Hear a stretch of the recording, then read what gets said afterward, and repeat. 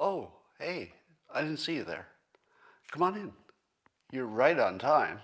For a coffee with Scott Adams, the best part of the day. Every single time. And when you participated in the simultaneous sip, I think you can feel a connection to the rest of the world, something you were missing before, but something that feels really good. And all you need is a cup or a mug or a glass, a tankard, chalice or stein, a canteen, jug or flask, a vessel of any kind. Fill it with your favorite liquid. I like coffee. And join me now for the unparalleled pleasure, the dopamine of the day, the thing that makes everything better, including the holidays. It's called the simultaneous sip. It happens now. Go. Success once again. Isn't it good to start off with a little victory? The victory of the simultaneous sip. Sure, it's not the biggest accomplishment of the day, but it's not the smallest one. Well, let's talk about all the things. There was a big explosion in Nashville. Allegedly, some camper pulled up to a AT&T building and some other buildings and may or may not have warned people, and then it blew up. Do you know what we know about that story? Something blew up. Do you know what else we know about that story? Nothing. Pretty much nothing. Something blew up. We're in the fog of war. It doesn't appear to be a traditional terrorist because it seems designed to not kill people, but rather either send a message or damage a building. Some people are theorizing it's because of the AT&T assets in there, and maybe it's because there's some NSA surveillance or something about the Georgia elections. I don't think any of that's true.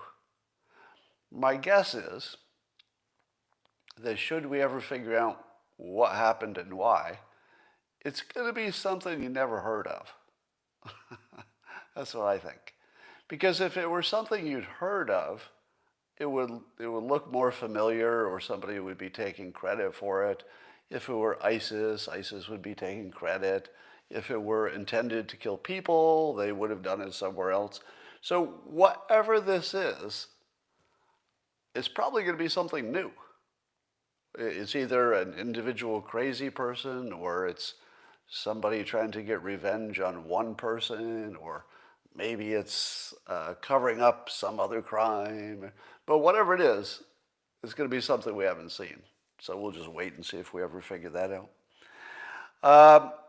There's a little fake news on Fox News site today. And let me tell you what their headline sentence says. And I'll tell you why it's fake news.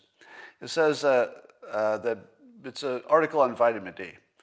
And in the subtitle to the headline, it says, additional studies also revealed, actually I think this might have been in the body of it. It said additional studies also revealed that 9 out of 10 COVID-19 deaths could have been prevented if people had adequate vitamin D levels. So this is from a Fox 26 report. Listen to this sentence carefully, all right? Because the exact words matter a lot in this sentence. So additional studies, which by the way are not linked to. So it's an article which makes a claim that's based on studies, doesn't link to them. Okay, that's your first red flag, right? And it says it revealed that 9 out of 10 COVID deaths could have been prevented, could have been, so it's softened by could have been, if people had adequate vitamin D levels. How do you read that? The way I think you read it is that if you took vitamin D supplements and got your vitamin D levels up enough, that you would have no risk of COVID-19 death anyway. You'd have risk of the virus, but not death.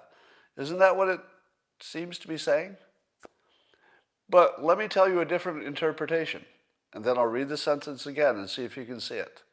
The other interpretation is that people who happen to have low vitamin D, because they're sick or old, which is why you have low vitamin D. So one of the main reasons you would have low vitamin D is that you're ill from some other thing. Now, if you're ill from some other thing to the degree that your vitamin D levels are low, or maybe that's just a coincidence that comes with those other things, all vitamin D would be as an indicator. It wouldn't be a cause of anything, or the lack of it wouldn't be a cause of anything. It would just be an indicator that somebody has low health. So if people had adequate vitamin D levels, they could avoid hospitalization is almost certainly a true statement, but misleading. If they had vitamin D levels that were good, they wouldn't have comorbidities, or at least as many comorbidities, or the type that would lower your vitamin D. So all it's telling you is they have a health problem, probably.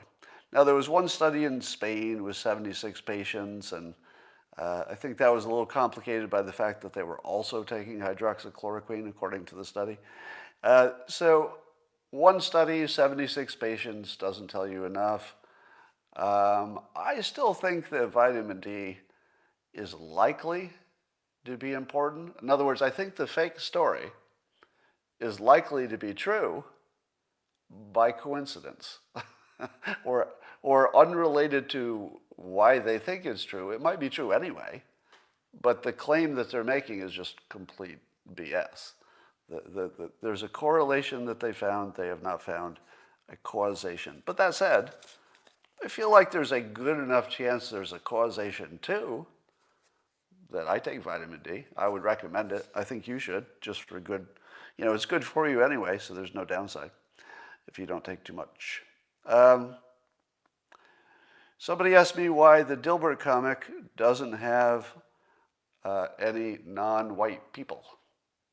Is that a good question in 2020? Seems like a good question, right? Hey, Scott, why does your Dilbert comic in 2020, when the world is is completely diverse, why don't you have more non-white people in your comic? Well, now there's one.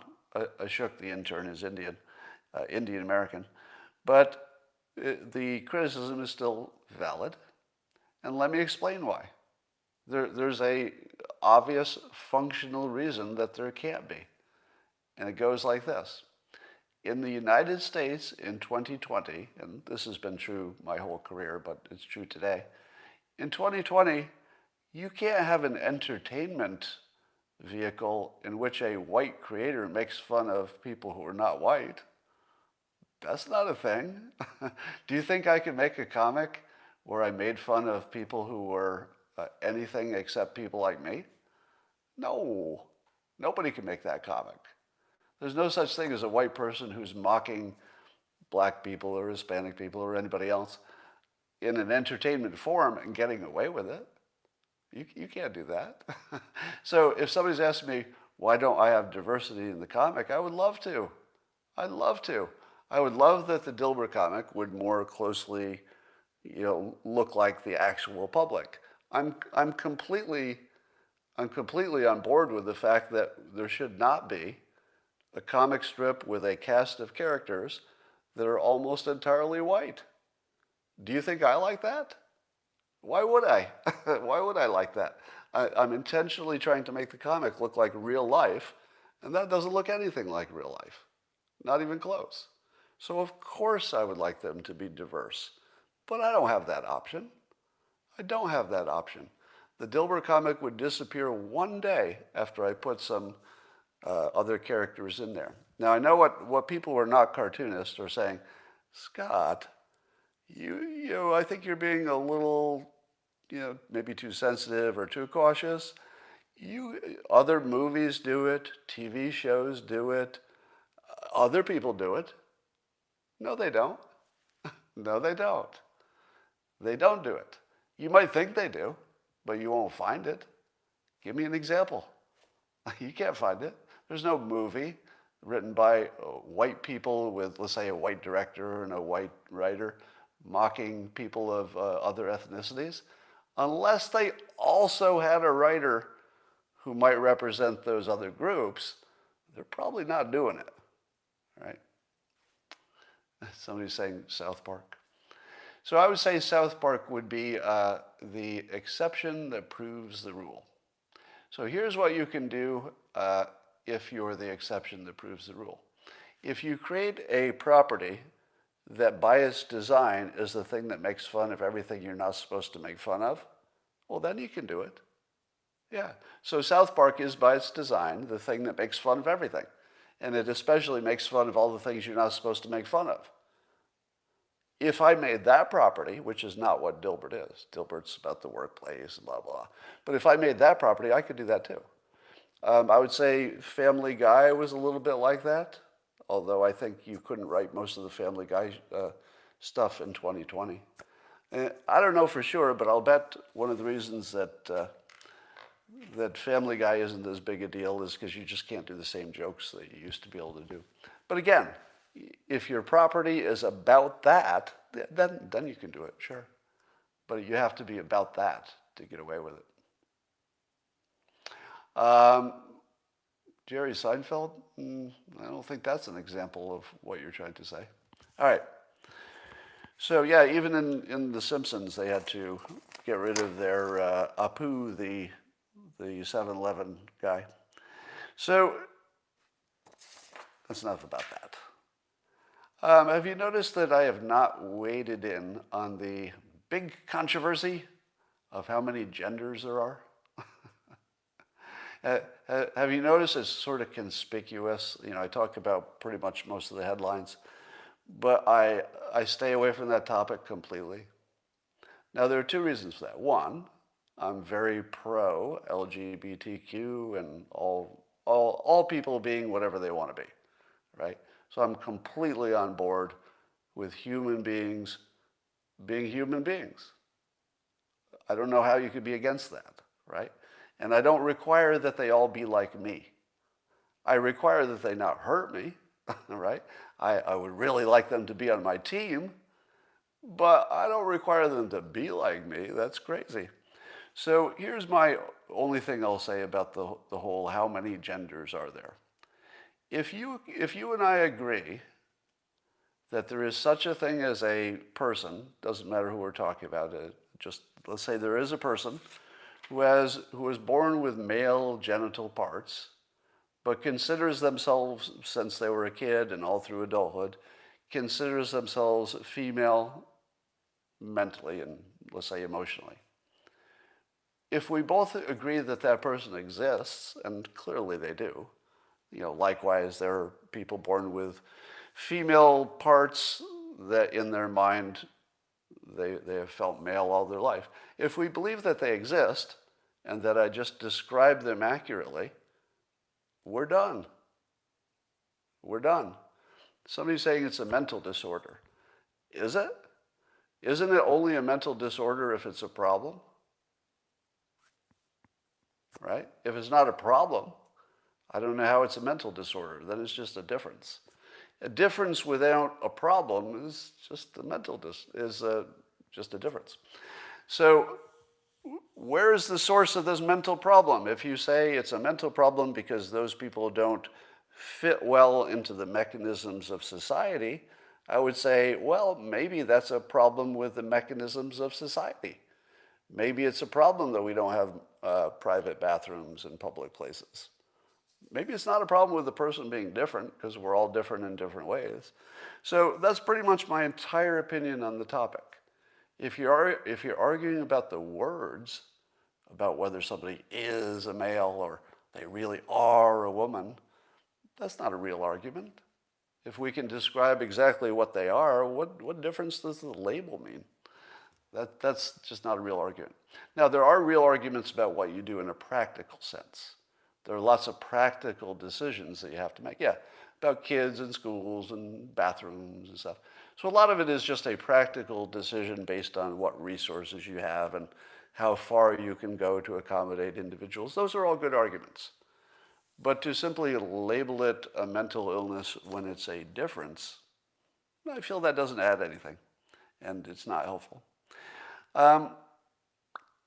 James Hamblin tweets that there's a dangerous trend of reporting when somebody gets the virus vaccination. If they have any kind of reaction to it, like an allergic reaction, It becomes a national story.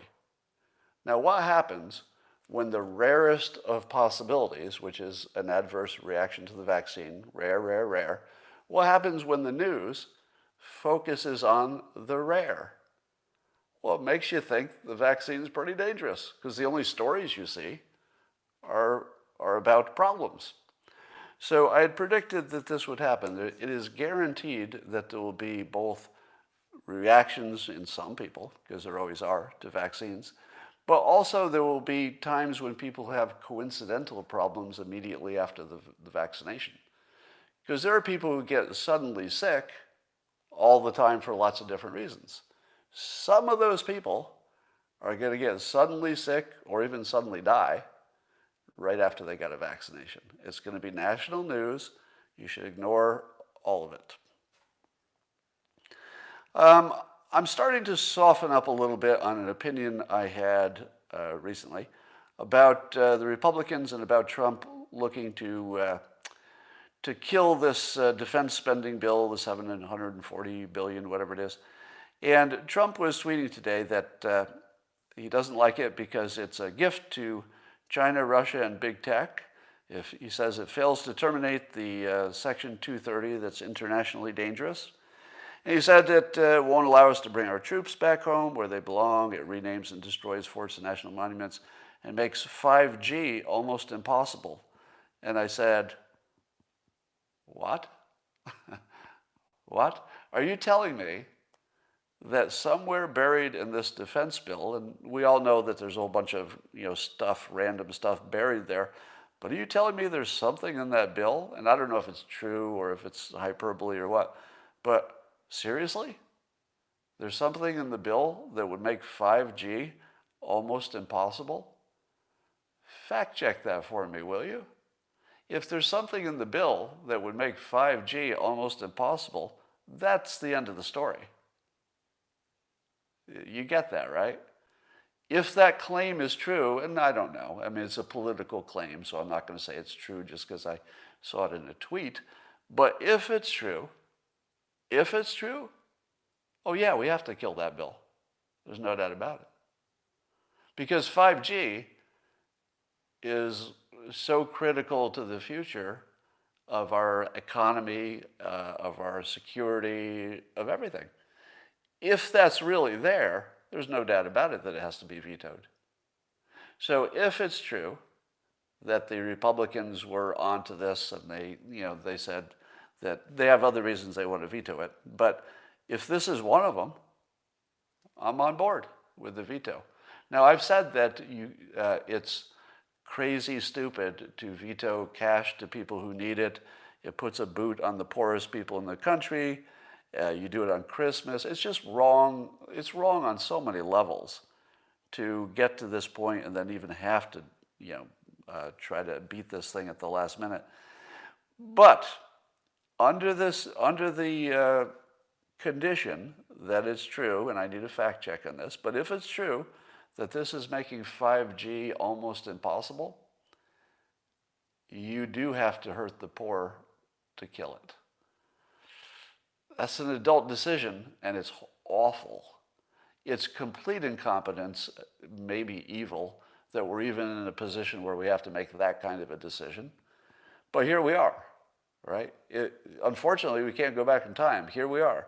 If we have to make the decision of putting our boot on the neck of poor people or disadvantaged people in this country, just about the worst thing you could think of doing, but the alternative is this 5G thing. The 5G thing is so big that it would also put a boot on the people in the bad situation. It would just do it later. So I do think that at some point, some politician somewhere had to draw the line and say, all right, we just have to stop doing stuff like this, putting a bunch of bad stuff with the good stuff so it gets through. And maybe this is the place. So this is the part where I'm softening, because I said it was literally the worst time to take a stand. Maybe it's the only time you can do it. Maybe it's the only time you get enough attention is when it's the worst time. But maybe it just had to be done eventually, whether it was on this or something else. So I'd say I'm a little bit moved by the argument that the Republicans may have a better ethical and moral case than my first reading indicated.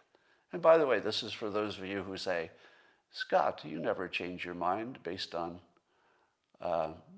any new facts, but you're watching it. I mean, you're watching me change my mind in real time based on facts.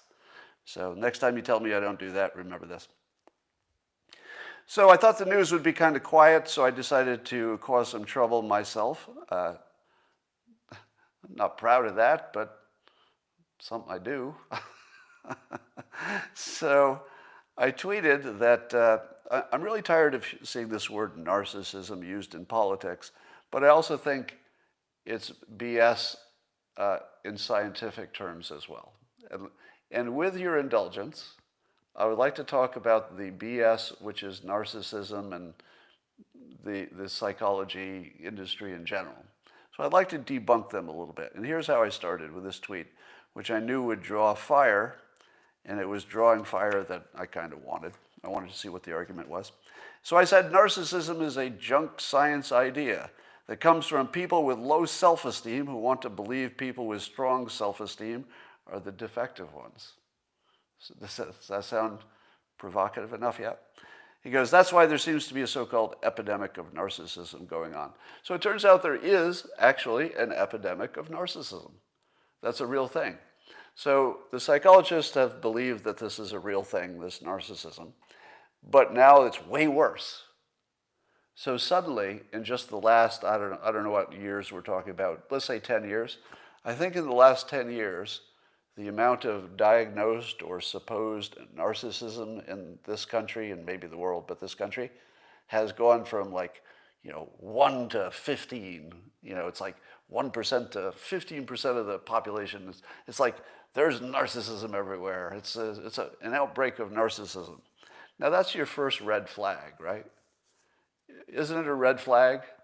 Because it wasn't that much maybe that changed in society, but suddenly there are way more narcissists. Doesn't it feel like this is an observer problem? That's what I think it is. Here's what I mean by an observer problem. An observer simply believes that something is happening, and it isn't. So there's no problem with the thing they're observing. The thing they're observing is just fine. It's a problem with the observer who believes there's some big problem. Let me give you another example. When people call other people racists, what's wrong with that? Well, there's an embedded assumption when you call somebody a racist. Most of the time, the embedded assumption is that the person who's doing the accusing isn't a racist, right? I mean, why would you be a racist and then accuse somebody of being a racist? Like, that wouldn't make any sense. So, except some weird situation. But people who believe that you're a racist are under the impression that they're not. And here's the problem. You can't not be.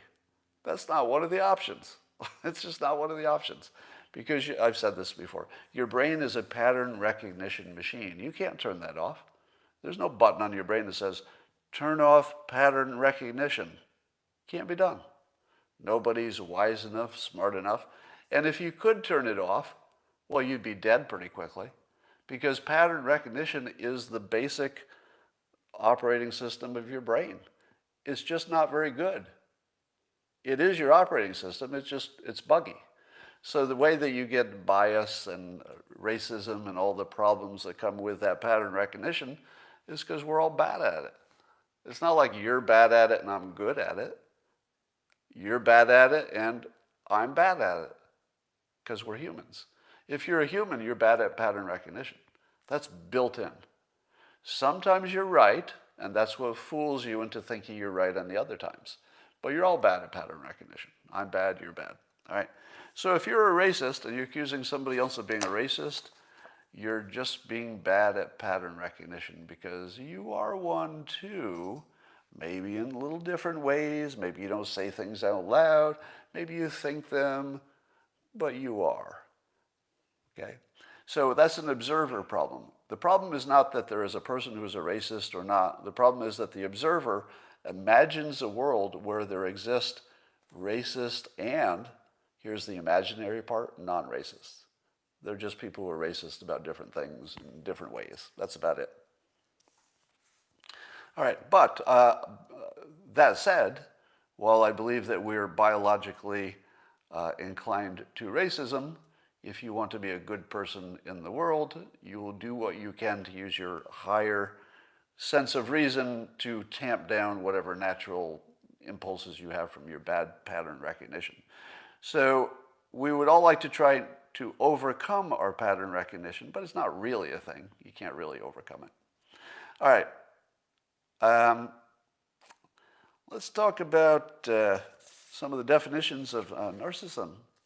So Scott Barry Kaufman, who's a humanistic psychologist, came in to mock me on Twitter for my thought that narcissism is not real. And he said, narcissism and healthy self-esteem are very different from each other. All right, number one, when somebody like me makes a tweet like this, where I say narcissism is a junk science idea that comes from people with low self-esteem who want to believe people with strong self-esteem are the defective ones, did you read that as being literally, exactly covering everything? When you read a tweet about a big topic, do you think the tweet is intended to be complete? That's not really how tweets work. Tweets are oversimplifications, all right? It's an oversimplification with the purpose of being provocative. And the fact that I oversimplified it intentionally is what causes the provocative part, right? So Scott Barry Kaufman's first comment is just sort of, I don't know, low reading comprehension. If he thinks that the only thing I think is that having a healthy self-esteem is the same as narcissism, because I don't think that. I'll tell you what I do think as we go on here, but no, he's misinterpreting it because he thinks it's a literal, complete statement, which you don't do on Twitter. And then he says, also, I love it when non-scientists dismiss an entire area of study as junk science. Okay then, we'll stop doing the science and just defer to your wisdom because you know everything. So this was what he tweeted back to me while defending that narcissism is a real thing. And I thought to myself, I feel as if one of the symptoms of narcissism is everything in this tweet. Do you notice the first problem? I'm the observer now, right?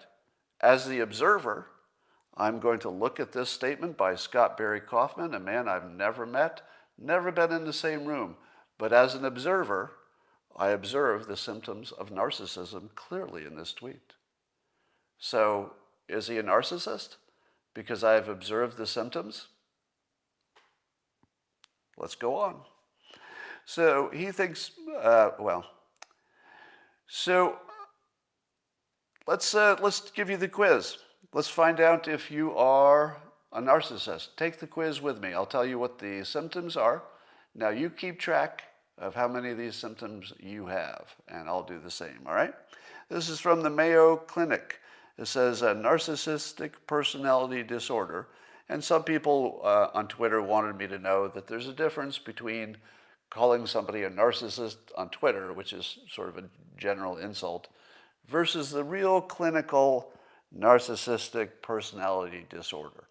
And so some people were willing to agree with me so far as, yeah, we overuse the word, but at the same time we overuse the word, it can be true that there's a legitimate clinical diagnosis, it's a real thing. To which I say, nope, it's not a real thing in the clinic either. Now, I might be right, I might be wrong, but my claim is it doesn't exist in the clinic, doesn't exist in science, doesn't exist anywhere. It's just a completely made up thing that has no use, no function, no nothing. It's just an empty idea. All right, so let's see what the Mayo Clinic says about it. It says narcissistic personality disorder, blah, blah, blah, is a mental condition. What is not a mental condition? So everything your brain does is sort of a mental condition, okay, in which people have an inflated sense of their own importance. Do you see the problem already? People have an inflated sense of their own importance, according to the observer. Do you see it yet? It's an observer problem. If you tell me I have an inflated sense of my own importance, why the fuck are you the one who was right? Why can't I be right? Why isn't my inflated sense of my own importance perfectly accurate? Who are you to tell me that my importance is less than my own belief of my importance? I might be right. I might be wrong. But why are you more right than I am about my importance? Do you see it yet? Now we'll keep going, and you're going to see this observer problem over and over again, right? It says, this is also from the Mayo Clinic, it says that you have a deep need for excessive attention and admiration. Who says it's excessive? You're observing me right now, live streaming to the world in front of two major platforms, because why am I live streaming and you're watching? Well, I'm live streaming and you're watching because I believe that what I'm producing is worthy of being watched. Okay? But if I believe that the thing I'm doing is worthy of, to use the Mayo Clinic's words, it's worthy of attention and, well, I wouldn't say admiration. That's kind of mind reading, isn't it? If somebody said that because I'm doing this, I clearly am chasing attention all the time. I do it in public. You know, most of what I do is to get attention, and I don't do it I don't do it in any opaque way. I do it transparently. I'm transparently trying to get lots of attention because I like it, because it has a value. It's a value, I think, to you.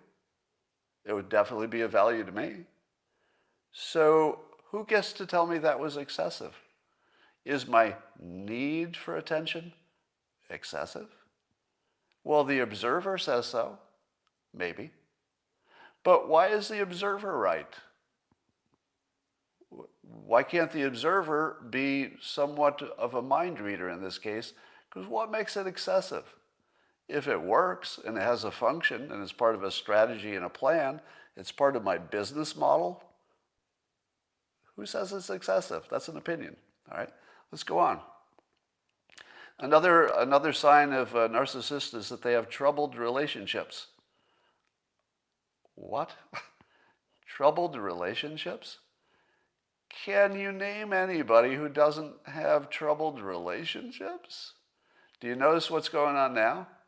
Now they're just throwing some BS on the pile because there's nobody who doesn't have troubled relationships.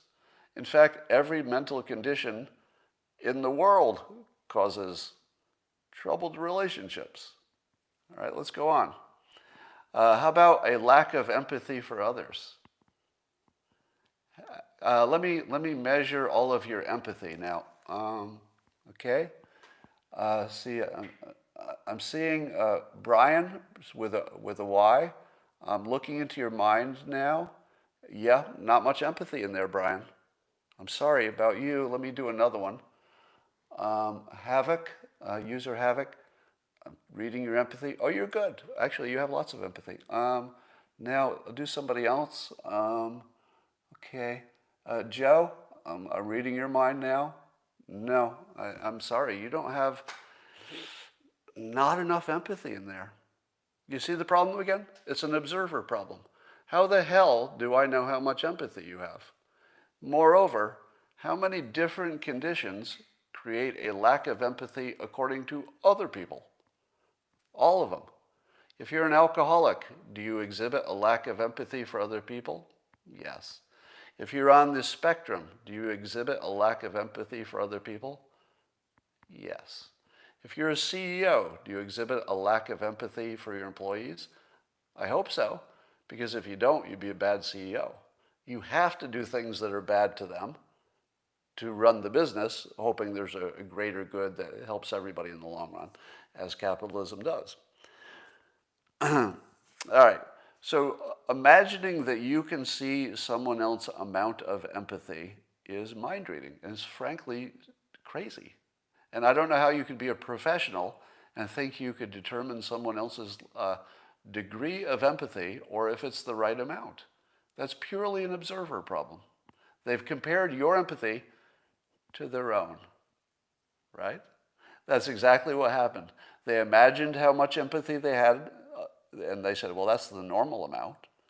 Then they read your mind, because they can't possibly know how much empathy you have, and they determined, yeah, compared to mine, you don't have enough. So therefore you have a mental disorder. It's crazy.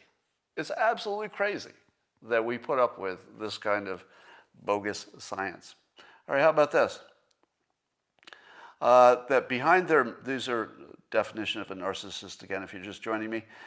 Behind their mask of extreme confidence lies a fragile self-esteem that's vulnerable to the slightest criticism. So, do you know anybody who is vulnerable to the slightest criticism? You know, there's a category of people that I don't know if you've met any of these, and I don't know if this is actually a psychological designation or what, but there's an entire category of people, and there are a lot of them, who are almost to a person in that group quite vulnerable to the slightest criticism. They're called women. Have you heard of them? They're everywhere. If you go outside, that's pretty much half of everybody in the world is a woman. Have you ever met a woman who is not vulnerable to the slightest criticism? No, you haven't. No, you haven't. You've never met a woman who was invulnerable to criticism, even slight ones. Now, is that because women are weak and can't take criticism?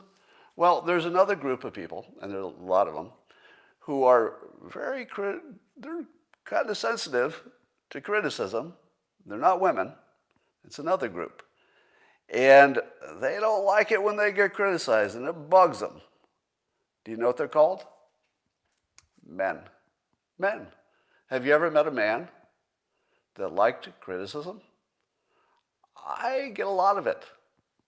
I don't like it, but I find you get used to it, and then you can just deal with it easily. So I would say that dealing with criticism has more to do with practice. I've simply had more practice dealing with criticism than other people, so it probably bothers me less. Is it because I'm awesome? Is it because I'm the only person here who doesn't have a mental problem? And the rest of you, you're all bothered by criticism more than I am. So, sorry, I'm the only one here who's not a narcissist. All the rest of you clearly meet the definition of being bothered by slight criticism.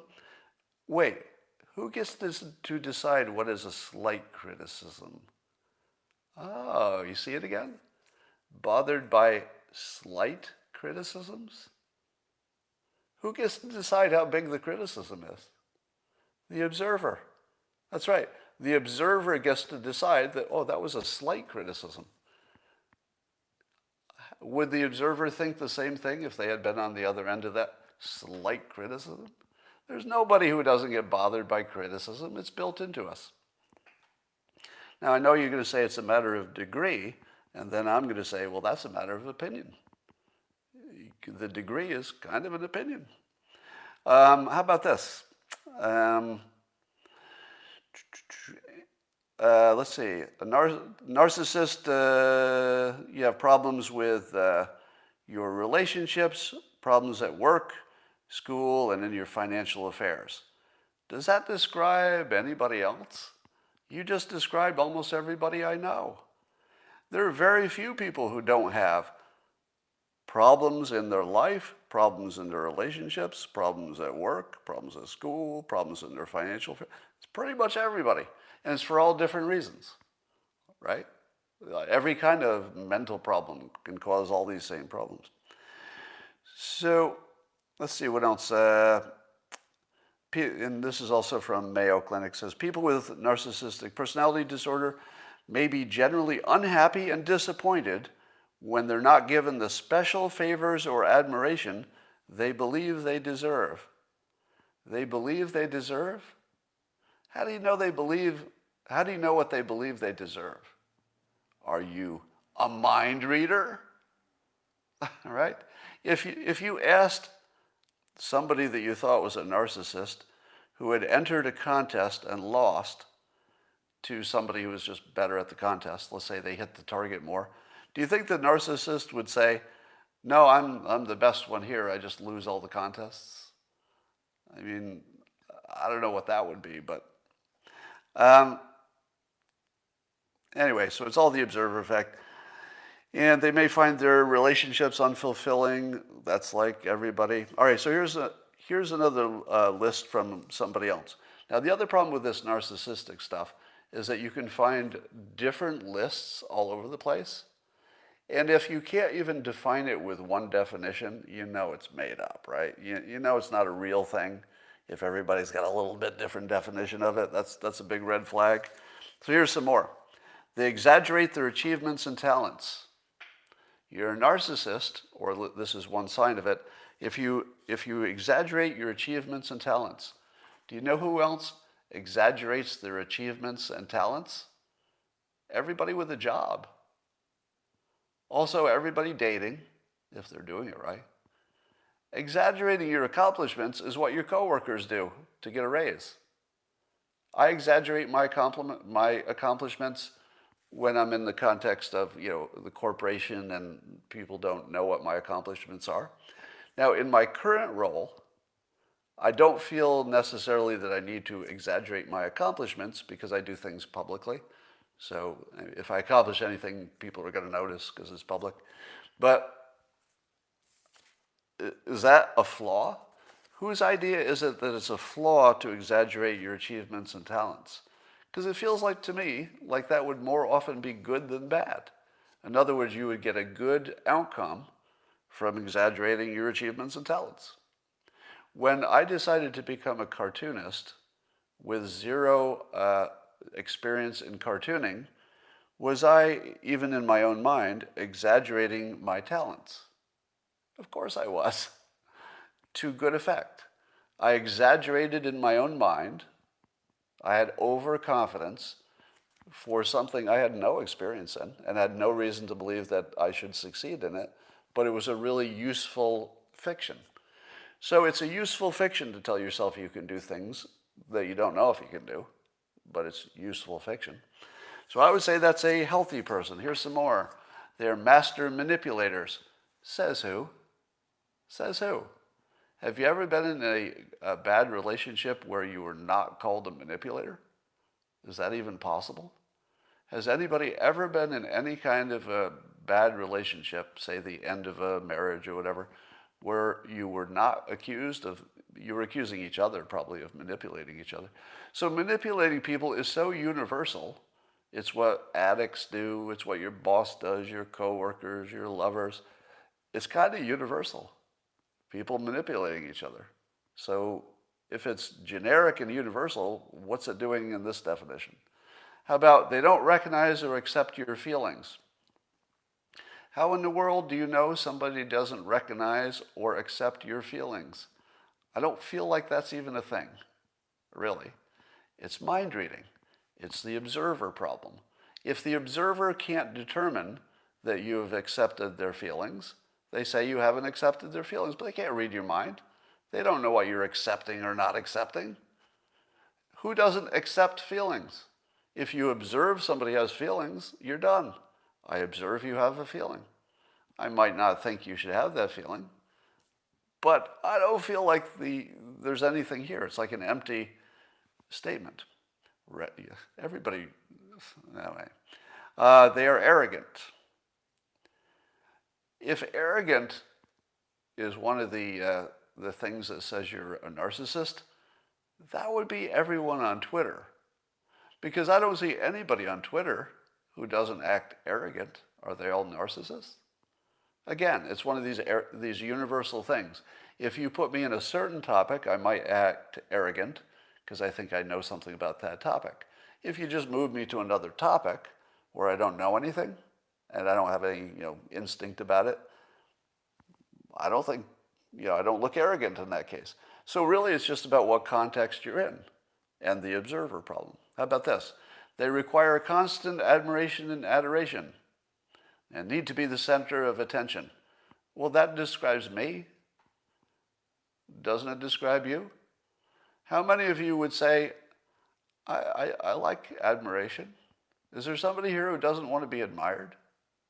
Is there anybody here who doesn't like to be adored?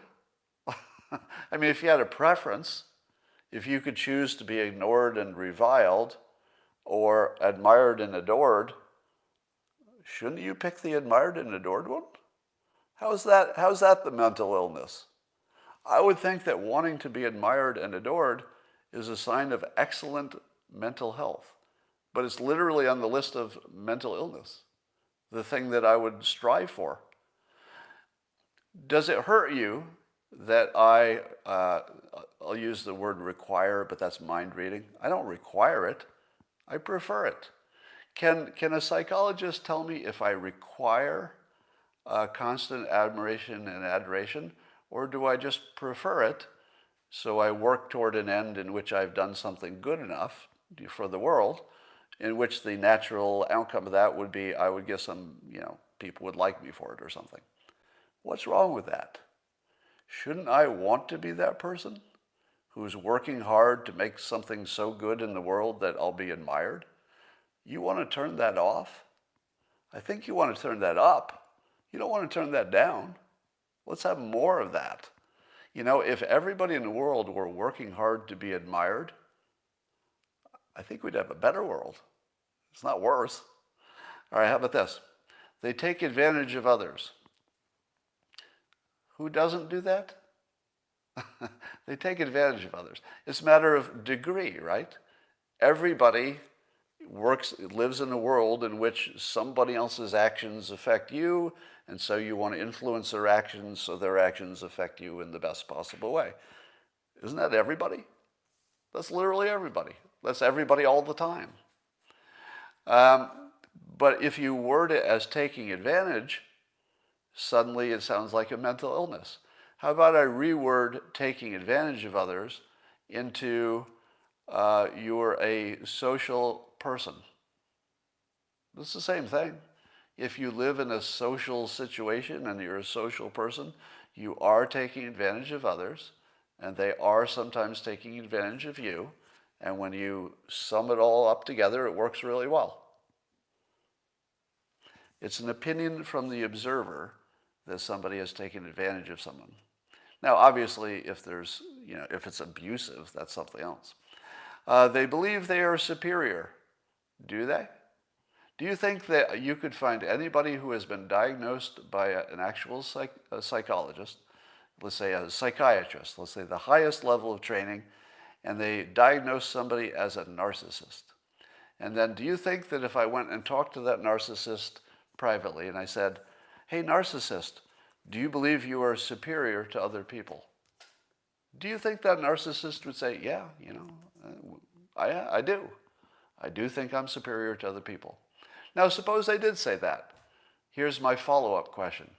Well, do you believe that you could play basketball better than an NBA player? What would they say?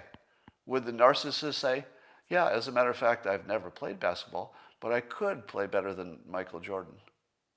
Would they? No, they wouldn't. They'd say, I wouldn't be good at basketball for a variety of reasons. I might be good at some other things. But if you said to them, let's hear your singing. Are you the best singer in the world? You're superior to everybody in your singing? Would the narcissist say, yeah, I've never sang, but I'm pretty sure I would be? No, they wouldn't. They wouldn't. There's literally no one on the whole planet who meets this definition and they believe they are superior. There are only people who believe they're good at some things. That's it. There's nobody who believes they're better at everybody at everything. And if they were, narcissism wouldn't be the problem. They would just be flat out, super crazy. And then it gets into weird stuff about where they come up with the reason that you're this narcissist. And this is where it gets really batshit crazy, all right? Here are the official reasons that you might be a narcissist, okay? So it's not fully understood how a person becomes a narcissist. Duh. If it's not fully understood, that's another red flag, all right? But the claim is that they have these common background influences, so that maybe that's not a coincidence. And they say that common influence is usually a parent who gives them excessive pampering or excessive criticism in childhood years. Or they might come from a broken home, etc. To me, that all looks like false correlation, because I imagine there are lots of things that are correlated. That's all I see there. They substituted lack of love and support from a parent by overemphasizing their own worth. None of that sounds real. It doesn't even sound a little bit real. It sounds like stoned people talking. There is so little science in this that is laughable. Now let me summarize it this way. My claim is that narcissism as a diagnosis is a made-up, useless grab bag of a word with no functional purpose. And I'm going to prove it by doing the same thing, okay? And I'm going to invent a mental illness called Adam's disease. Now, I want you to see if you have a bad case of Adam's disease. I'm going to list the symptoms. Now, you don't have to have all of the symptoms in order to say you have the disease. If you had, say, 4 out of 5, or even 3 out of 5, you'd probably still be suffering from Adam's mental disease. So see if you have these symptoms. Are you obsessed with showing your knowledge to other people? Are you obsessed with showing your knowledge to other people? For example, at work, if you have some knowledge and it's needed for your business, do you present your knowledge to other people? I'll bet you do. I'll bet you do. If you get in an argument with your spouse or lover and there's a fact that is important to the conversation, do you bring it up? I'll bet you do. I'll bet you're obsessed with facts. Do you know why I say you're obsessed? It's the observer problem. You might say, I use facts because facts are kind of important for thinking. And I do display my knowledge because everybody does. Sure, but I think you're obsessed with it. I think that you have an unhealthy obsession with showing your knowledge. And how do I prove that? Because compared to me, because I define myself as normal, but you look a little obsessed with that showing your knowledge thing. Sure, we do the same thing. I show my knowledge to people, you show your knowledge to people in about the same amount, but I feel like I just do it when it's necessary, but you do it because you're obsessed. You know why? Because I can read your mind. Oh, I'm reading your mind. Yeah, you're obsessed by it. I just do it, but you're obsessed. How about this? Symptom number 2, you don't always sleep well. Is there anybody here who has ever had trouble sleeping? Yeah, that is one good sign of Adam's disease. How about this? Do you often think that you are right and that others are wrong? Has that ever happened to you? Do you ever feel that you're right on a topic and somebody else is wrong? If you do, that doesn't seem healthy to me. That feels like a symptoms of Adam's mental illness. How about this? Do you sometimes think you have skills that other people don't have? Maybe because they've never tried to do those things. Do you think that? Yeah, that's a little sketchy, isn't it? That you think you have some skills, that other people have less of those skills. A little bit arrogant. Yeah, I don't think that's good mental health. Do you ever pursue your self-interest even at the expense of others? Do you? Do you pursue your self-interest at the expense of other people, like you don't even care about them? For example, have you ever accepted a promotion at work? Because if you have, I feel like you put yourself above all the other coworkers. Oh, you're so special that you would accept a promotion given to you by your boss. Because why? Because why? You think you're special. If you didn't think you're special, you'd say, hey, boss, maybe other people are more qualified. Maybe someone else should have it. Because if you get that promotion, no one else can get it. You are being purely selfish if you get that promotion. Because there's only one. If you get it, somebody else didn't get it. Why do you think you deserve it? You suffer of Adam's mental illness. How about this? Do you accept my feelings, or do you not accept my feelings? I don't think you accept my feelings, and I feel that that's a sign of mental illness on your part. Why can't you accept my feelings? I'll give you an example. I feel that you should sell all of your possessions and then take the money that you got from it and give it to me. What? What? I feel like you're attacking me now.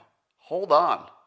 All I said was you should sell all your possessions, take the money that you get from them, and give it all to me. And I don't feel like you're valuing my feelings here.